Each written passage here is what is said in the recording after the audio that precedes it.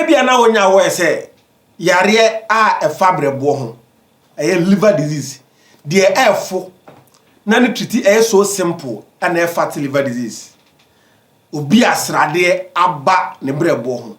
sa yare we na ne treat simple kra ewo brebo nya re wanyina ho na de tie ne se srade ba obrebo ho a ade biara ema asrade ne ba brebo no ho no wujai sa ade ne pepepa na brebo no odo ankasa clear srade no e de afri ni padua no medika ka jo se eba yen brebo a ona ne ho den pa e wo ye organs ni nyina mu na de tie ne se bebre anya wo se brebo srade ba ho a ono ankasa timisa enti bi a amanfo ba social media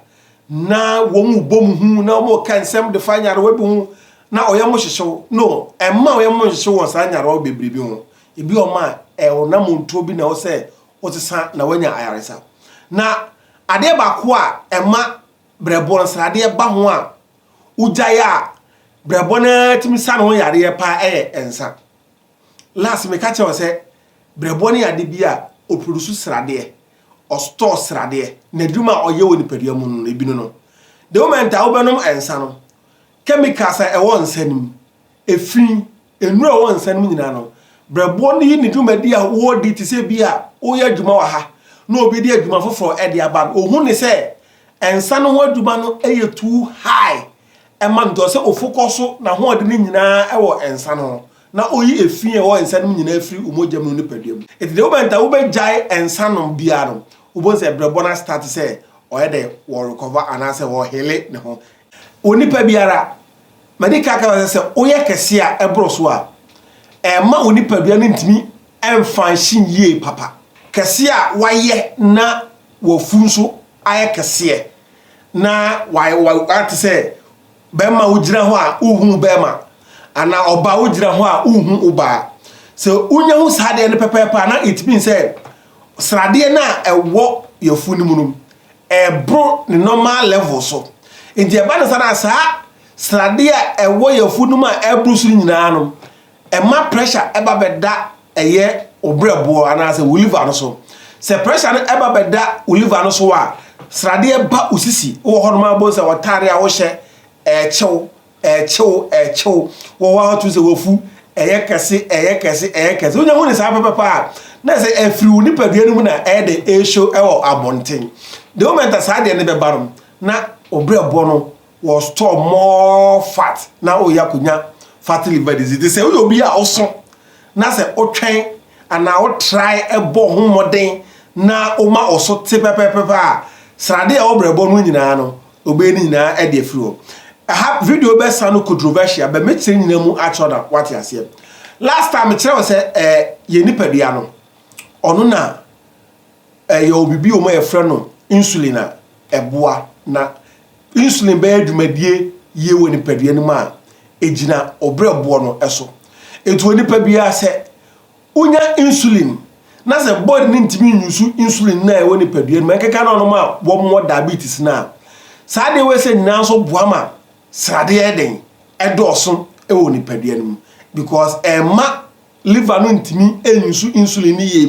ana ma liver no so ntimi embene srade ni ye e woni nipadua no ene obi o ma ye obi e fe no elevated levels of blood sugar obi o ma asitire a ewo ni padua no no wanunum enura so still ana na sugar level no egusu kwa na ekoso onum nuo de doctors mani nuo onum nuo no so de bia na sugar level no ekoso ana se etimi e de emma form se o diabetes a untimi mfa aduro en control pepepa eno so ekenyan ema brebo no store srade bebre e obrebo no na eno so ema okonya fatty liver it is dodo no nya obi ade be dodo na wo munya diabetes a wo muntimi en control a ema form a senkofo no ta enya eye fatty liver ene another thing and apart from that no de bia me ka se yen ni padua no enema bebo ma yekoma eye yana montuo ene lack of knowledge the tore bia nimdie bi na ma obi anya stroke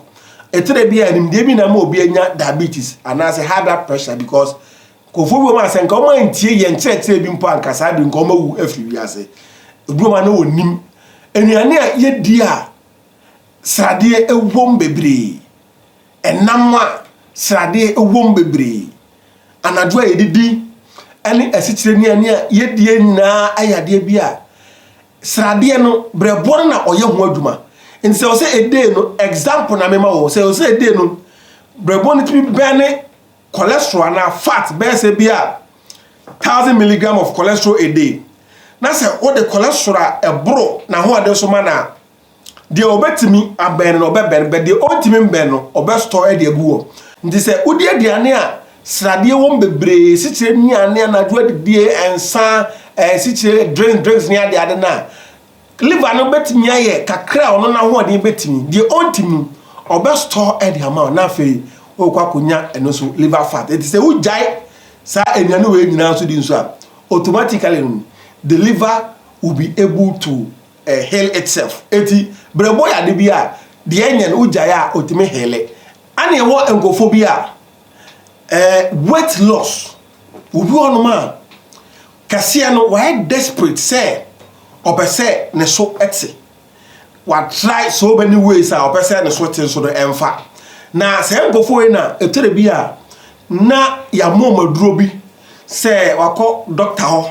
na doctor man aduro se aduro we aduro bi a onoma wo be dun so saa na osote etimi ma ebi maduro na the whole day kura na onidi obedi di kura na ketua bi because ya chene say more na undidi no na body no use fat na e woni pedie no and say ni pano timi yes had na go say na sweating 10 rapid weight loss I very dangerous say we follow that procedure na that habit. Sometimes I always say they say what you don't know may be killing you. The Indian say oya kasia medical kasia obi woni paduama e fe adipose tissue or store extra fats there body enusu woni paduanim that bi no say e commodon ana say oya duma bi na woni di a ono na obe release sa fat no dia ba ni paduanim na we use sa fat no as energy na wonso wanya hode na momutie the moment sa adipose tissue no hu video no say na adipose tissue na tie the moment obe release srade abani paduam biarum and the same brebo na o convert sa srade no into energy and at the same brebo na o ma sa srade no store ho edema na tie se onuma duru a ema woni di onuma duru a ema wo ema odun so bebre pepepa na fe srade na asto ni paduam no ade position na body ni release in tentemba o release in tentemba tinu brebo no so na a process it I say obi si niema na wasade foforo begum na osi na wasade foforo begum na osi wa hwe ya nensa nyina bese ana obe collapse eti oya ho aduma na body na duro ni ma body no release more fat eba more fat eba ni nyano na fe pressure be da brebo no so eno so san store more fat ewo mu na ewiki oni padua no na eno so akokonya fat liver ana obrebo no kwantimi enen emfa because they also process many pedian ba bonten de wi ba bonten se onye nwaduma no ebro ono na ho den so it is all be a weight loss program be na say weight loss management bi na one he na wanye ni nyansem a ebema onya fatty liver nti so na wa check weight loss bi o ma wa ya e de yare ebebro ana ye ni pedian ye wo srade ahodo bebre ahodo miensa as stand to be corrected na sa srade ahodo miensa e wo ni pedian Bako ye ferum low density lipoprotein. Ana bako nsi ye ferum high density lipoprotein. Ana yo bako nsi ye ferum triglycerides. Na se srade a eno so wo mojam. Low density ni srade a enye. Ana high density nsi ye srade a eye. Ana triglycerides nsi ye srade a ewo enipa emojam. Na onipa bia se odi aduane bi. Na se aduane a wodie no srade ewom fat foods, junk foods. Refined foods are body be processes rather than liver process here. O process the cock umogenim. Na umoja so de yeduma. One way pepper pa na sa blood fat no na kwakọ de kwakọ doso. if a condition me hyperlipidemia na say wo no o blood cholesterol na fat no too much e balance na e ma liver no so store more fat na fe pasa kokonya fatty liver disease and no say another factor and e wo enu bebre ho ma medications a ye fa medication bi o ma ye fa e wiki yen brebo most of times enu obia na niema we bi ye no enu a ye no no enu obia na enuro etimi ha no bet there are some people a omo fa medications a diabetes edodum pempenso bi a wiki omo brebo munya fatty liver omo fa cholesterol donu pempenso bi a munya fatty liver omo fa pressure dodum pempenso bi a munya fatty liver even those are omo taking HIV/AIDS medication antiretroviral drugs no it means dodo na it mean fatty liver but the mention say fatty liver enya yare a ni titi the cause of it must be stopped, and when you stop the cause of it you'll be able to recover from fatty liver disease. And at the chat require poor nutrition is say obi a onya aduane a nutrient and vitamins ewom nutrient and vitamins ewom aduane a wodi num enye balanced onaduane wodi bi o ma carbohydrate nko a naduane wodi na hodin bia enim onipa se wodi die enye pepepa eno so affect liver na hodin a ode ben fat no affect no na menya experience bi sa until say me kofa akora bi a owo be 3-4 years na efie ahokyere ofie na me kofa no wa kurase na me pese me sesa na life na me de abofra no ebe afie na me de ko hu doctor na abofra no fo ayekese na doctor na kire se malnutrition ana ama abofra no fu ayekese na doctor ni twa abofra no scan na doctor na kire se ne brebo no ayeden ahono won say that didn't tell ye de koya ye ma doctor examine no doctor medical doctor pediatrician doctors are omo hwe emofra pomuden eso wo mo hwe no mo se abofra na brebo no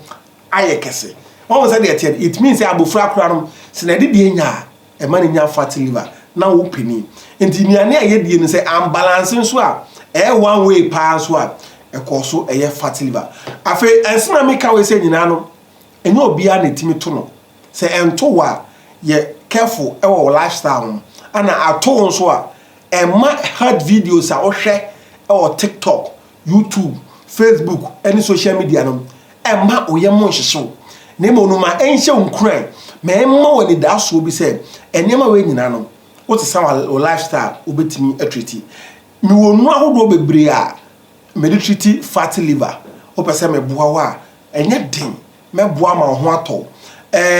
me be next video a make kenu ni bi ho asem na mum no wa wo pese me hwew wo how bi wo yare bi wo amane bi na pese me hwew me ma waduro ma ho to a me na mara na wo skin so no obetimi aframe me dia the herbal doctor Asonaba Owusu Aduomi a me da OA Organic Foods and Wellness Center no wo how bi wo yare bi wo amane bi a me na mara na wo skin so frame na ye ni nkomo e na de bia masema me kan we ba kope me so onipa biara se wo wiase a Australia na same before na so hwe de su ya wenyi ache yare na ase before mi na de ma no the same before no yare ni bi ono so hwan na de ma no ye de ya e be san so hia bye bye.